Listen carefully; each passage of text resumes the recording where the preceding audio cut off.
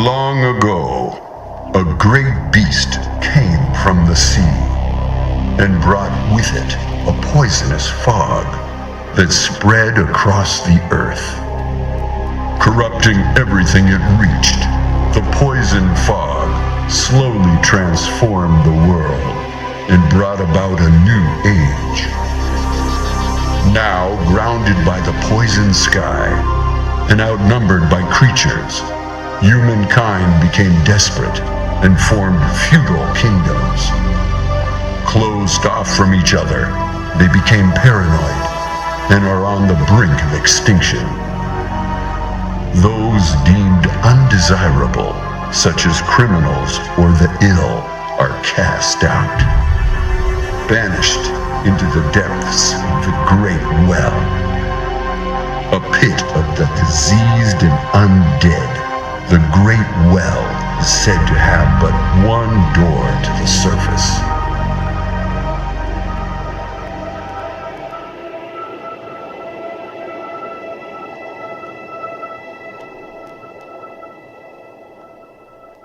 That is the intro to Lunacid. If you're like me, this is already enough to have your interest piqued. Lunacid is an indie gem created by Kira. It's a love letter to the classic FromSoft games of Kingsfield, Shadow Tower, and Eternal Ring, with an unmistakable atmosphere and a style that is truly a treat to explore and discover for yourself. If you haven't heard anything about this game and you're interested from what you've heard so far, I recommend coming back to this video after playing it for yourself. However, if you're on the fence or you'd like to hear my thoughts anyway, I'll proceed to cover the game in this small Lunacid review or analysis.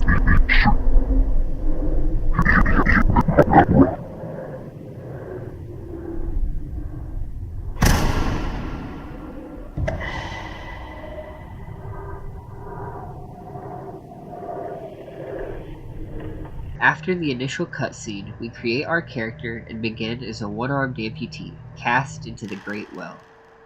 We'll stumble forward through the only passage available, and come across a scenic statue with a decorative sword and a message for the player. Newest of the Fallen, take up your sword and fight. Our first area is the perfect encapsulation of fear and serenity that makes up the Great Well. We step out onto a ledge overlooking the dark below, as well as a walkway far beneath. Above, the broken stairs seem to lead to a door, and a passage stands ahead of us. This initial scene is an obvious Shadow Tower reference, but going up those broken stairs I mentioned leads us to the Forbidden Archives, an optional area we'll cover later. Through the main passage, we'll find Hollow Basin. This beautiful, scenic spring is mostly safe, with only snails and strange isopods. A dreamlike atmosphere dominates the place, with light pouring down from above, making you feel like the surface is still so close but just out of reach. We'll come back to that later. It serves largely as the tutorial area, eventually looping back around to the start. Along the way, we'll find a creepy door sealed by a living lock with an eye. It breathes softly. After the loop, we'll acquire our first ring.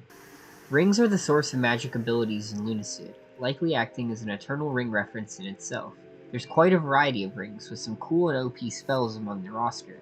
The first few rings that we can get here, however, are an offensive fire spell, Ghost Light, which is a basic form of lighting up the area, and rarely from killing the snails, a summon snail spell.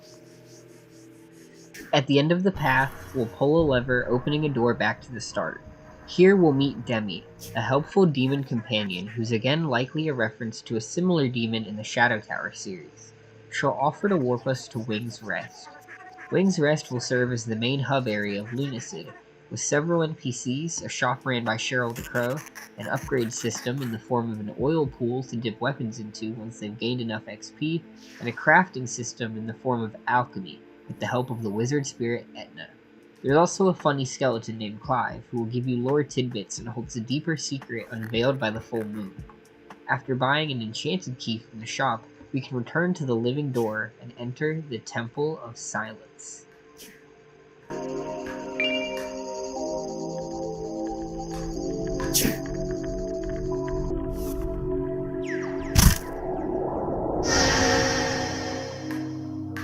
With nothing but a torch and the light spell we found earlier for lighting the dark ahead, You slowly creep into the eerie Temple of Silence.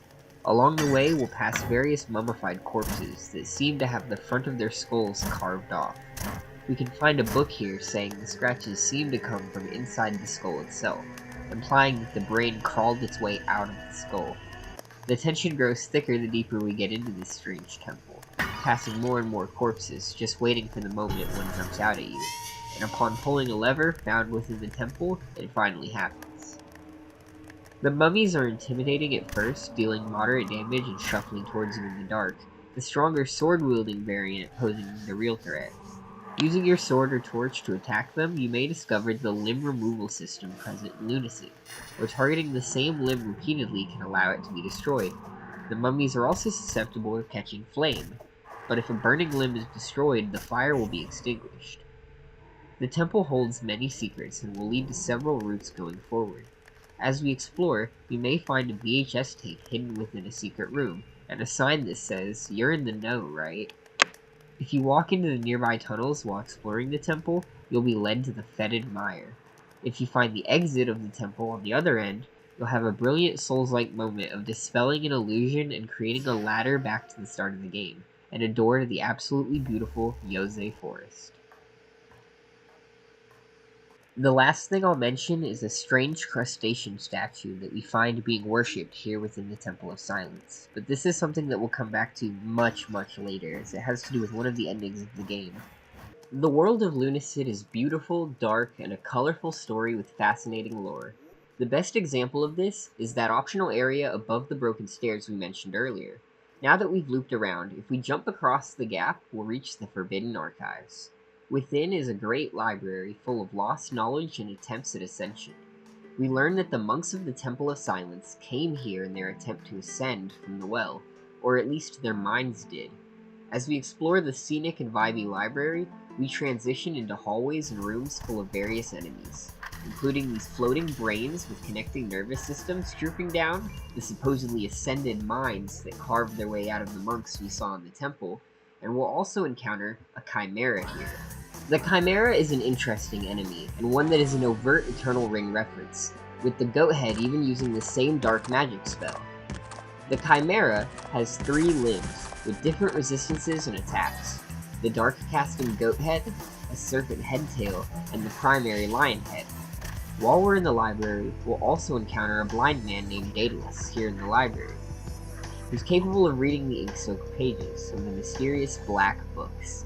3 of these books can be found throughout the game, each of which he'll read, taking approximately 10 minutes, before explaining the contents within and offering you a magic ring.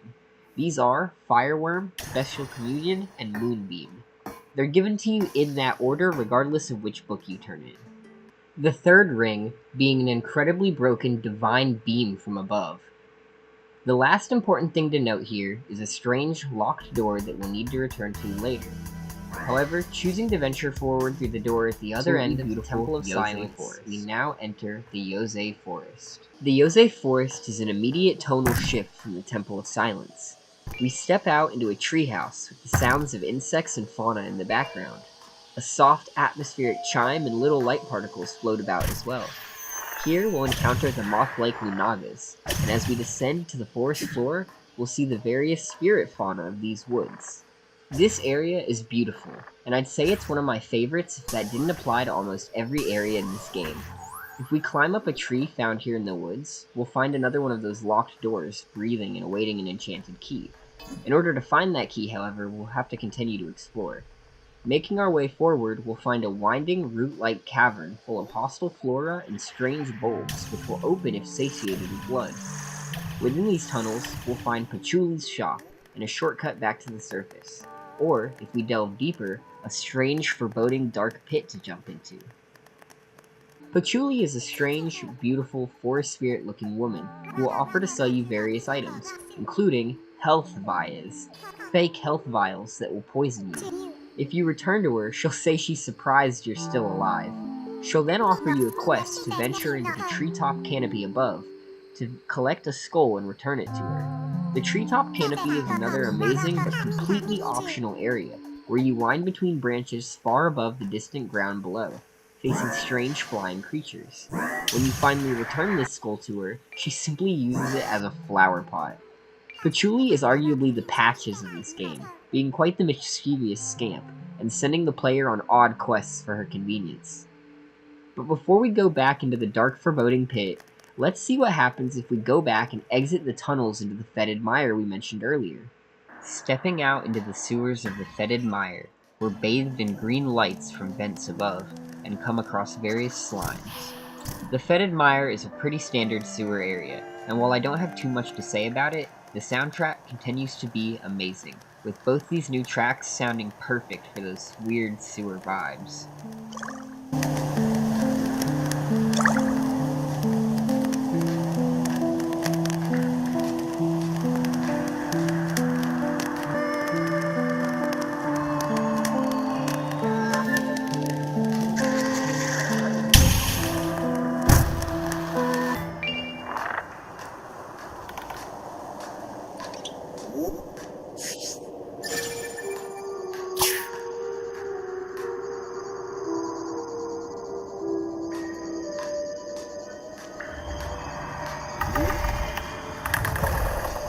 And even this dank, dark sewer manages to have a scenic atmosphere with the excellent lighting and level design, with this large open chamber you visit from above and below with a great fish fountain at its heart. There's also a slime girl NPC here, trust me, not as hot as it sounds, who offers you a quest to find her skeleton boyfriend. At the end, we step out into a dark sea of blood called the Sanguine Sea, and we can see that the vile waters of the fetid mire are pouring out and diluting the blood sea. But let's take a moment and pause, because things are starting to escalate fast, and a giant abysmal sea of blood can be quite concerning to walk into blindly.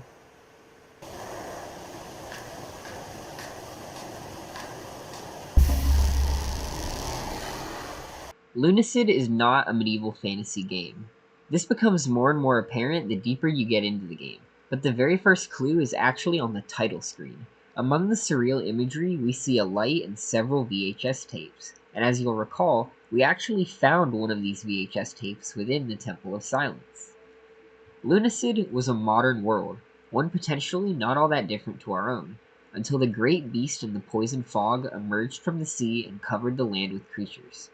In this new era, a king would slay a Jotun, and by drinking its cranial fluid, bring magic to mankind.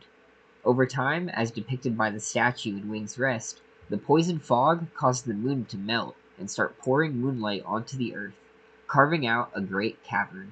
This would eventually become the Great Well, and a dumping ground for the forlorn and forsaken, and houses the Dreamer, the sleeping beast that brought the fog, which we now seek as we delve deeper. The Hollow Basin and Yozai Forest are both fairly calm, dreamlike ecosystems, and the Forbidden Archives continues this ethereal atmosphere. While even in the fetid mire, a twisted form of putrid life seems to be thriving in the form of the slimes and various rat types. However, our biggest omen of the darker side of this world has so far been the Temple of Silence and its haunting, ominous edge and twisted, faceless monks. But now, as we return to that strange pit in the Yozai Forest, we can descend down, but with no way to return. What awaits us in the dark is the scariest level I've played in a non-horror game, the Accursed Tomb. And this area had me absolutely on edge from start to finish.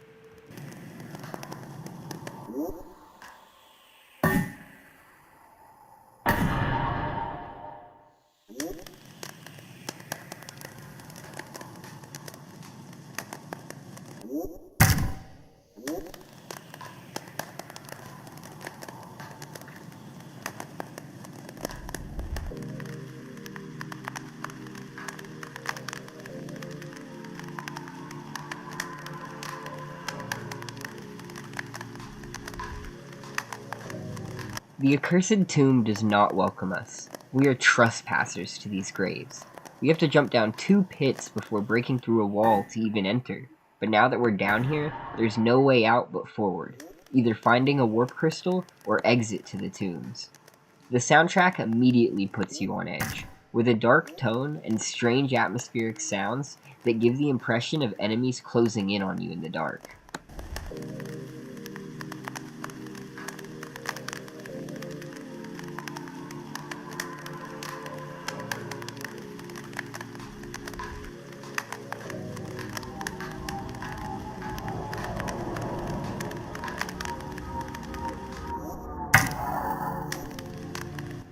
An invisible specter will attack us as well, and only the fire damage of our torch can harm it so far. As we explore, we'll leave this wing of the tomb and follow a sign towards the entrance of the tombs. Along the way, we find what seems like a usual treasure chest, only to be a coffin with nothing but bones inside. No grave robbing today, it seems. Another sign nearby reveals the entrance, but it's on the other side of a locked gate. We see an unreachable ledge and a sign revealing that we've left the commoner crypts. Usually, the player would have to explore the peasant graves in order to find a coffin summoning spell to climb to the ledge and free yourself from the tomb. But if you have the summon snail spell, you can instead use your good boy to hop over the ledge and skip getting the coffin entirely. Within the accursed tomb are the fires of Prometheus, 3 great lamps that, when lit, bring light to the tombs and reveal the invisible specter that attacked us. Lighting these lamps is optional, as once you've found the exit door, you no longer need to explore this area. However, these tombs house many secrets. To find them, you must delve into the noble crypts, and this is where the fear really takes hold. As you wander the dark passages, you'll notice eyes watching in the dark, and suddenly releasing a loud shriek.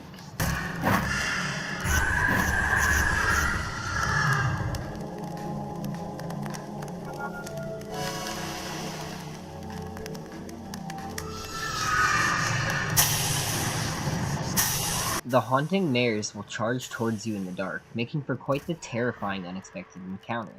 Within the crypts, if you venture behind an illusionary wall, you'll also discover an old box TV with a VHS player, where we can now insert the VHS tape we found in the Temple of Silence and see what mysteries it holds.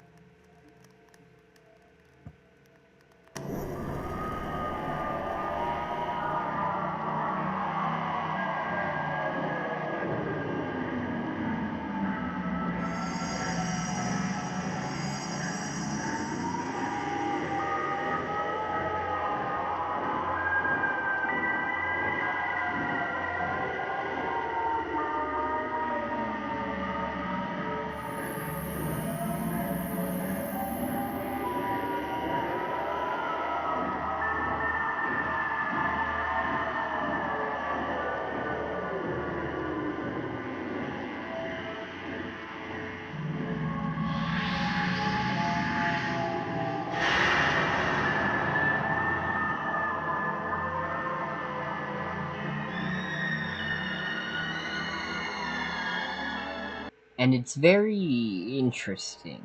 We see footage from a player's perspective, back in the Temple of Silence where we originally found the VHS tape. But we now see that by striking the gate corner with a lightning spell, we will obtain the Corrupt Key. As it happens, we find this lightning spell here, and can also use it to open the ominous dark gate to an area called the Mausoleum. But before we delve even deeper, the last thing we should mention here is a strange out-of-place wall texture that seems to be glitching or experiencing some visual corruption. If we return to the Temple of Silence and obtain the Corrupt Key, we can enter this room and see a glitching coffin where we'll obtain the white VHS tape. The mystery deepens. But now, we enter the last important part of these terrible graves, the Mausoleum. The Mausoleum is a small labyrinth-like area where Demi warns us both death and another demon lie in waiting. This area is well worth the visit, however, with tons of good loot, including the Twisted Staff, one of the best weapons in the game, a fire-damaged ranged weapon that scales with dexterity and lights the way as you travel. However, if you stay too long, you'll receive an ominous message that death is approaching.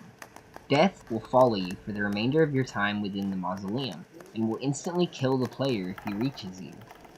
The demon here, however, is actually a Titanite demon, something I never picked up on my first journey until having played DS1 myself in my journey to platinum every Dark Souls game. This is one of 3 encounters with these demons throughout the game, and I'll explain their gameplay more once we reach the next encounter not long after this. But after this long and horrible in all the best ways journey, we can finally walk out that door to freedom, only to find ourselves on the other shore of the Sanguine Sea.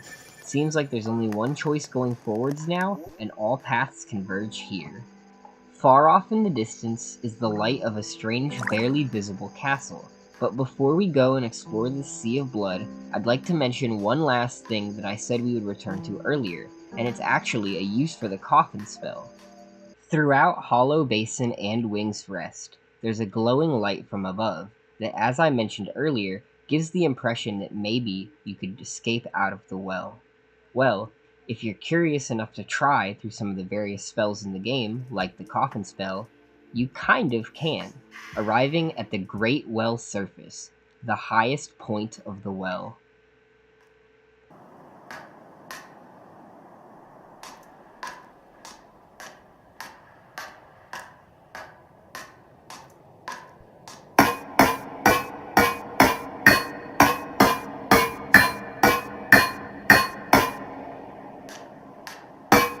We'll encounter Demi here, who expresses not really understanding the desire to try and reach the surface, having grown up in the well and never really felt that pull. Nearby, we can see the one obstacle standing between us and freedom, a small grate with corpses shot full of arrows, other people so close to escaping the well, only to die. We can also find the entrance to another optional area here, although it's not the only entrance to this optional area. This is the latest chasm, a large cavern that was carved out by the moonlight we mentioned earlier.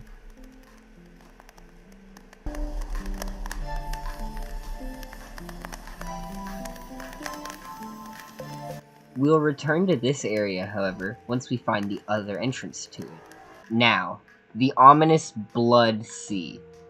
The Sanguine Sea is a large open area, endlessly flat with nothing but blood and graves. Throughout it, we can find hemoliths, these weird crustacean-like creatures that seem to subsist on the blood water. If we're, fuck. Crashing out! I'm gonna leave that in there, so that people know that this takes a lot of takes, and to see who's paying attention.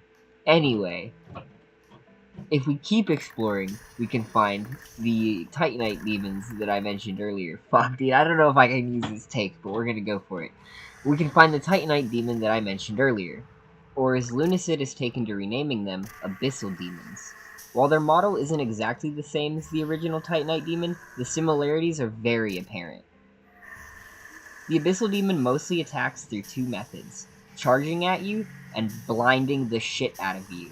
It's incredibly irritating and makes for very poor gameplay footage. They also use this weird fire spell that you can just barely see in the background because of the blindness that I mentioned a moment ago, and while they can be pretty intimidating at first, they're not really a high stakes fight, all things considered.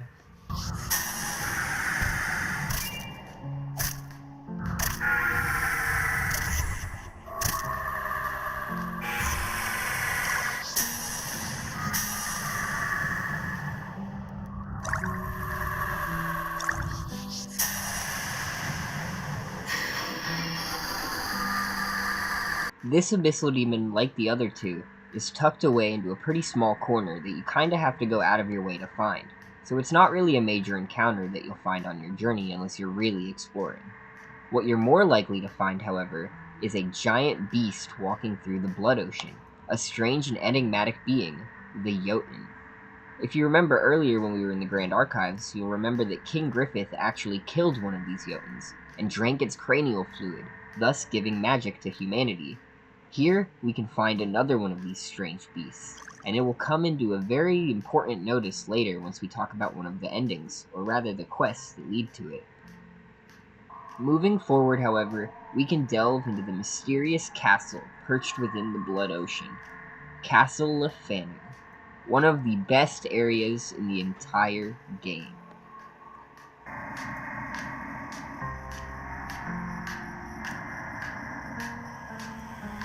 Castle Lefanu is easily the most expansive and content-packed region of the game.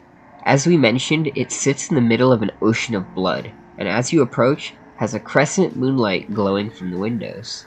As you step through the foreboding doors, you're met with an absolute bop.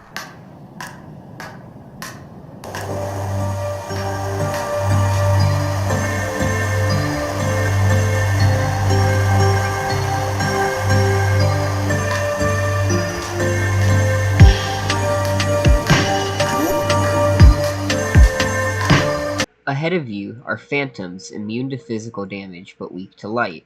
We also find one of the strange doors we saw in the Forbidden Archives. Two, in fact. A red one leading to the cattle cells, and a white main entrance door. A small tower with a dial-like set of windows is nearby that we'll return to later, and we can meet an NPC here as well, the Knight Garat the Hound, who wields the colossal Hammer of Cruelty, which we can obtain for ourselves later. The red door, however, can actually be opened using your own blood, the same way we satiated the plants in the Yose forest. Exploring the cattle cells, I'm ambushed by a mimic. These enemies jump scare the hell out of me constantly, and if they hit you, they'll deal sturdy damage and take your money, 70 silver from my experiences per hit. The cells are tight, red-bathed tunnels, with an almost Ocarina of Time sounding theme.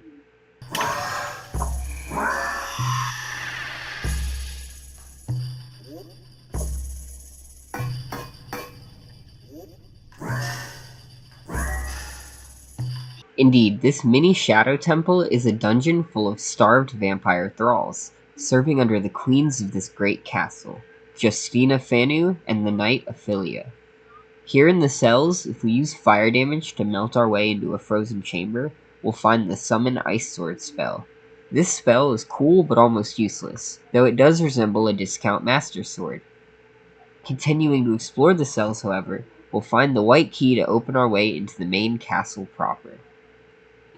As we enter, we see 3 blue doors like the ones in the archives, along with a green door, a blank door frame with evidence of a mirage, and an open hallway into the castle.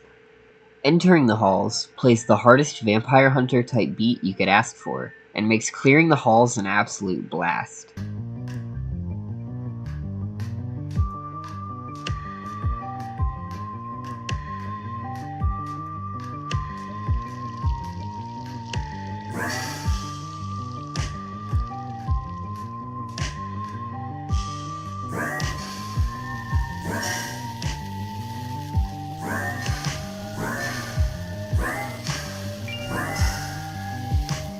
Throughout the castle, we can find various fountains of blood that, while normally useless to the player, can be used to heal if you choose to play as the undead when creating your character.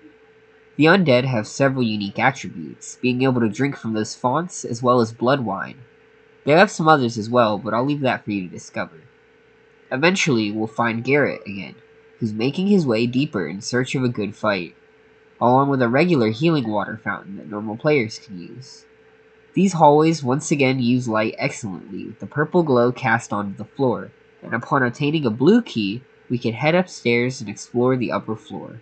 We step out into the best room in the entire game, a perfect encapsulation of the world and vibes of Lunacid.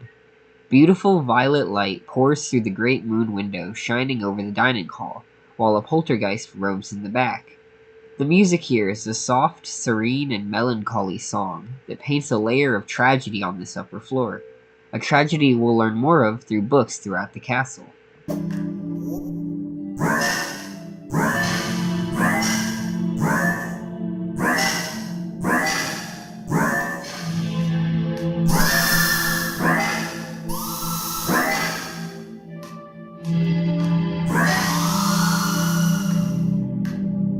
The Fanu ruled this castle but were afflicted by a curse. To overcome this, Justina, the last of the Fanu, became a vampire and obtained immortal life, a gift she goes on to share with her love and loyal knight Ophelia. Eventually, the Golden Lance would invade Castle Fanu, but be sealed in the ballroom we passed earlier. To open the sealed ballroom, you must fire a dark damage spell at the dial outside Castle Fanu. Inside is a decadent chamber full of golden mummies afflicted by some hallowed power, and immune to light damage. This is one of 2 secret areas within the castle, however. If we return to the courtyard and jump down into the depths, we'll find the second, the Holy Battleground, where the Golden Lance and Fanu forces fought to the bitter end. Here we find a mini-boss, Sanguis Umbris, a skeleton riding a horse of blood. Killing it, we obtain a black book. However, we aren't done finding secrets within this castle. As we explore behind an illusionary wall, we find an elevator that leads us to this strange chamber. If you hadn't discovered the modern influence of this world yet, this is definitely a wake-up call. A huge TV screen displays a calming clip of waves crashing on the beach, connected to a large set of devices, including a VHS player, where we can finally insert the white VHS tape. A lot happens here, and without context from further into the game, it can be hard to grasp.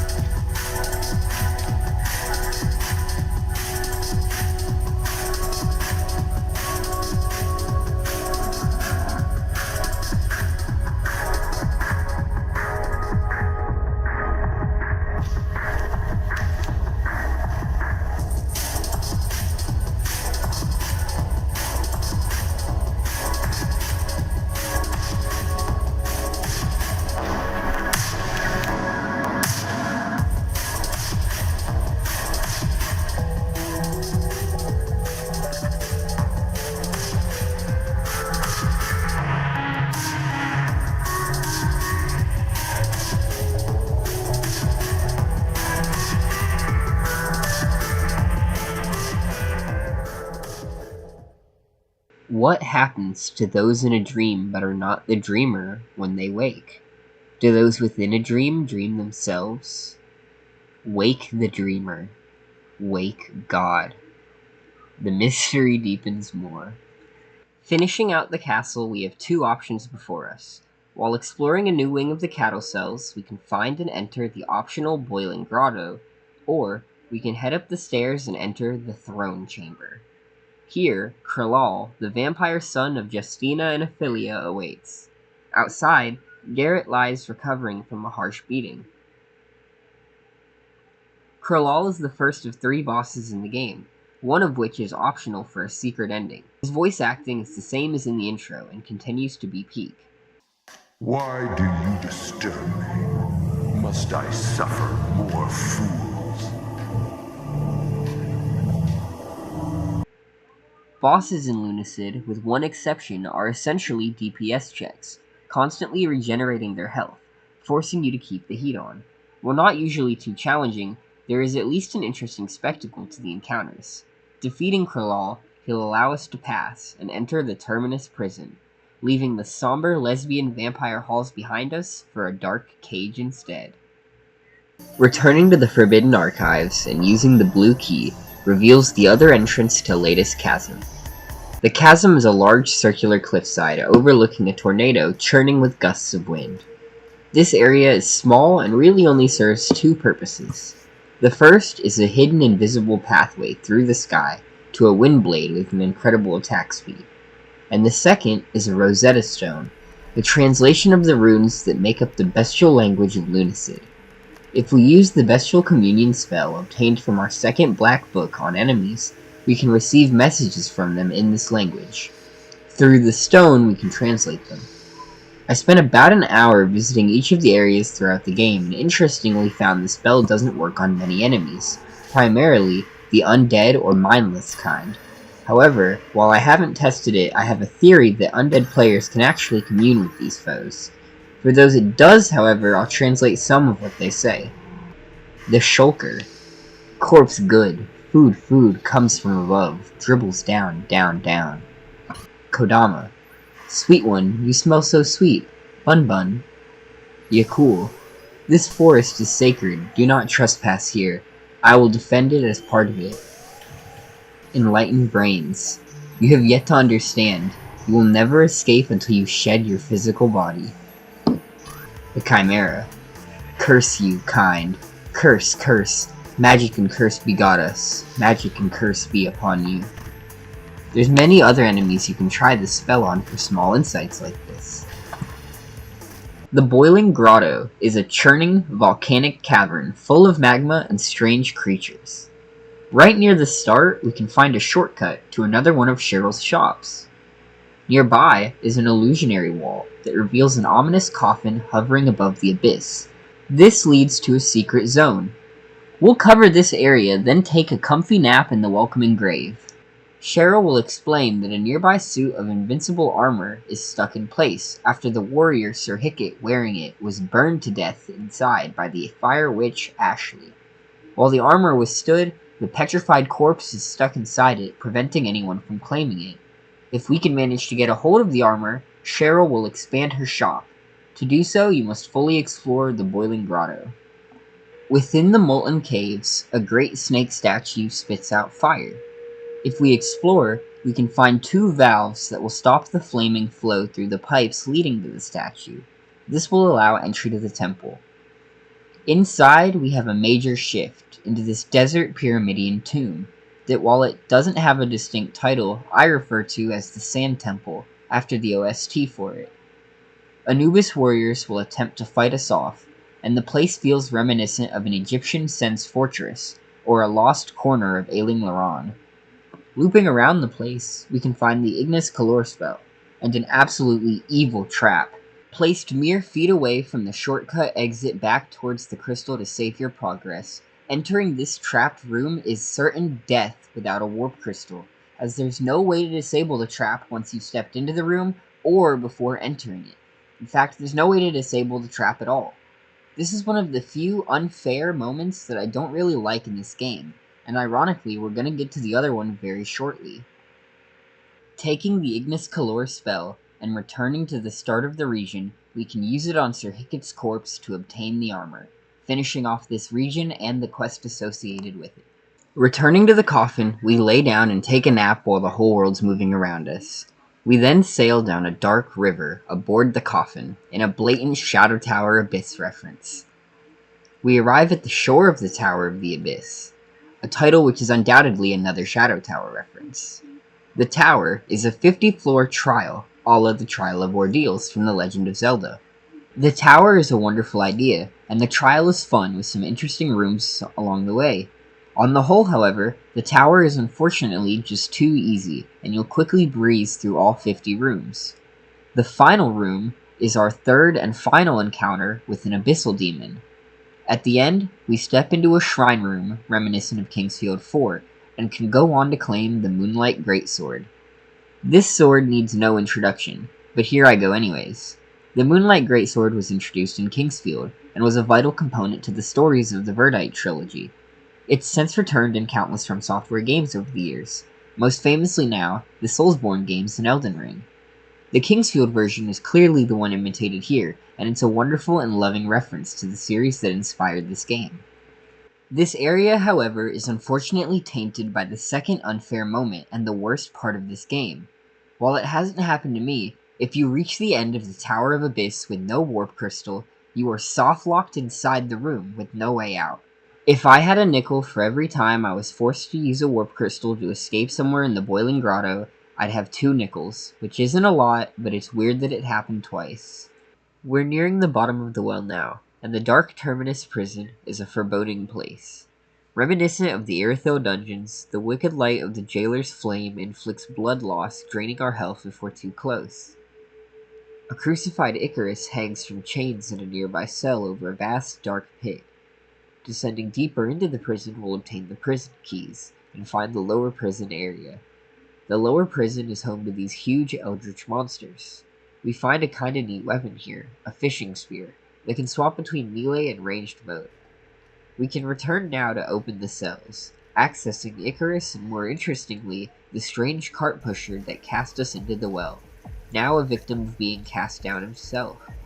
We learn his name is Lobos, and he laughs at the irony of wasting his life casting people into the well, only to end up in it himself.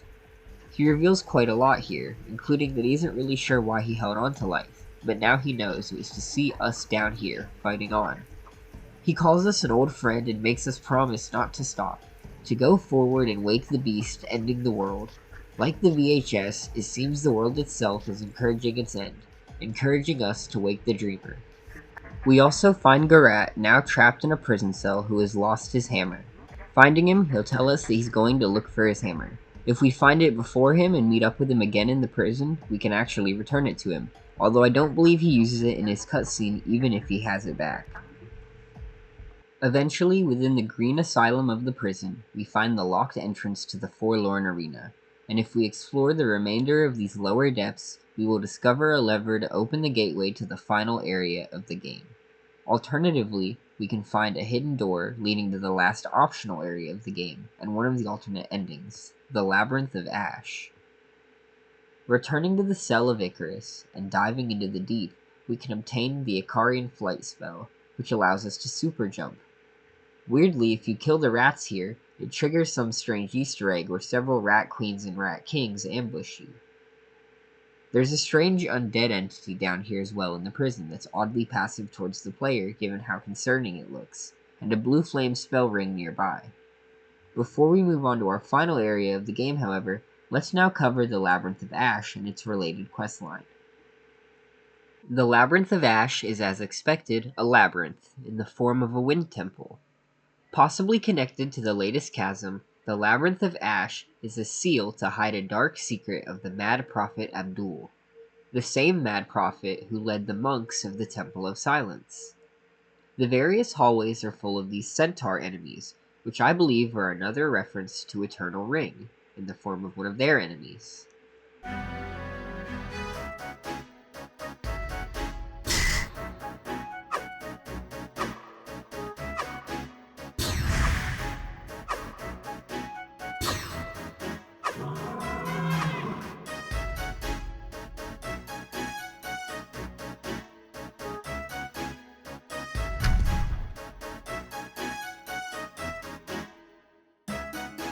The labyrinth was built by the wind sage Ozin III, who I believe also made the Blessed Wind Sword as well. It uses 3 magical lyres to prevent crossing the chasm bridge. Passing a river of the souls of the damned, we continue exploring the labyrinth, where we'll destroy the lyres. Along the way, we'll fight Satyas, flying sea creatures that use a tornado spell originating in Eternal Ring. Along the way, we meet Medimus, a strange stone-like centaur that claims to be a sacred scribe and will beg us for death. If you kill Medimus, he will simply respawn upon reloading the area, now hostile to the player. Reaching the other end of the chasm, we find a temple full of more hallowed husks, and the corpse of Uxavard the Golden, whose blood they imbibed for such golden power, to oppose the silver power of moonlight. Eventually, we'll find a room with a strange sealed door, a tapestry of an unknown god and several lore books. This is the god of cruelty, who plays a vital part of Lunacid's lore, and I'm led to believe Kira's other games as well. A hidden statue of the god can be found within the Temple of Silence behind that crustacean god statue, and if we defile that statue with blood magic, we'll obtain a token of spite. A list of actions that can help us obtain these is in the room. I believe this one is desecrate a shrine to an elder being. There's also slay a giant of magic, which we can obtain by slaying the Jotun in the Sanguine Sea, although its blood will then flood the area permanently. We'll need to obtain 30 tokens of spite to open the door, allowing us to follow the Mad Prophet into a new world and obtaining what I believe is the bad ending. Returning now to the Forlorn Arena, we can cover the final area of the game, and the primary ending before going on to my closing thoughts.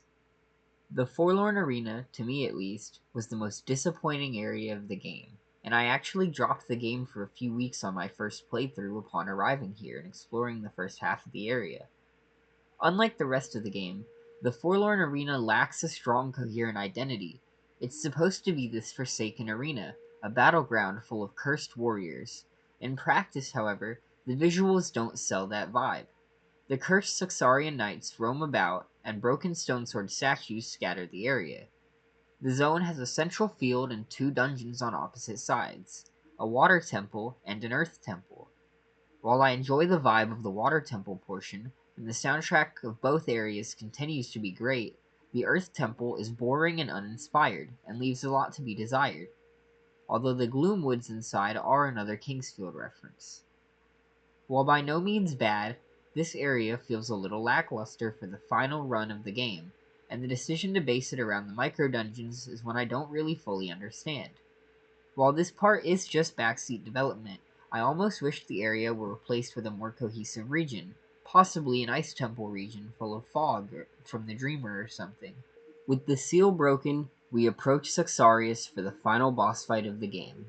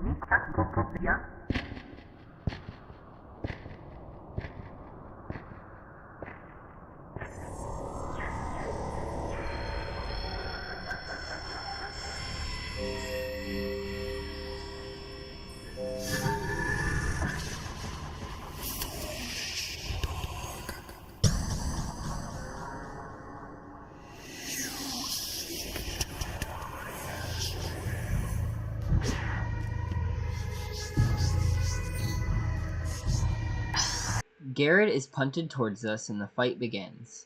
Saxarius, like Kralal, is a pretty standard fight for the first phase, and I don't really have too much to comment on for it. At the start of the second phase, he slams us down and brings us to 1 HP before the heroes of Wing's Rest come to aid us in the fight.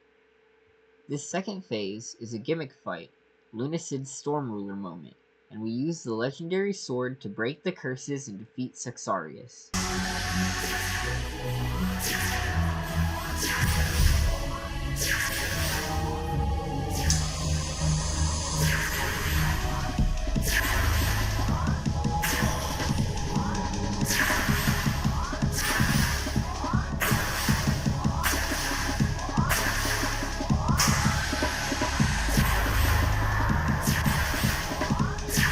Taking one last moment to reminisce with our party before we walk forward to wake the Dreamer and end the world.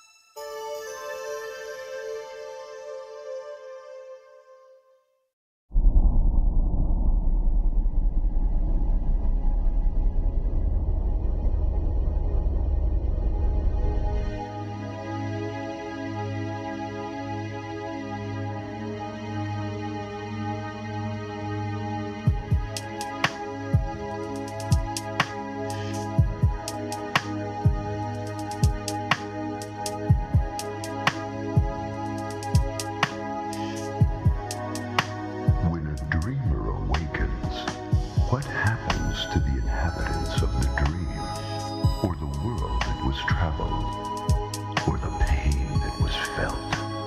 The experience will linger sometimes, and the dreamer will remember.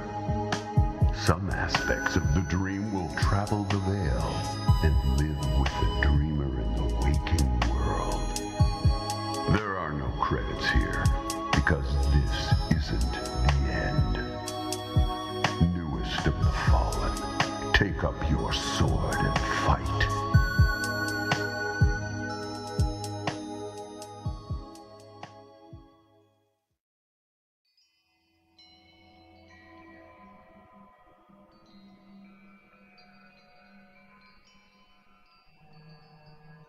Lunacid's story ends on a strange and deeply personal note.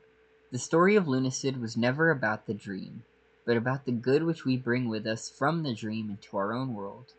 Each of Lunacid's ending revolves around these themes, and there's meaning to Kira and us as the player. There are much better analysis videos out there on the story of Lunacid than this one, and I encourage you to watch them after this. But with that, we finish out Lunacid, and what a journey it's been. This game is the perfect spiritual successor to Kingsfield, Shadow Tower, and most importantly, Eternal Ring. An excellent atmospheric and beautiful world with interesting characters and excellent artistic direction. Ignoring my slight complaints with the Forlorn Arena, every area in this game is visually distinct, with unique colors, excellent lighting, and wonderful level themes. The game is a blast to play through and explore for the first time, and a truly unforgettable experience, and is among my favorite indie games of all time now.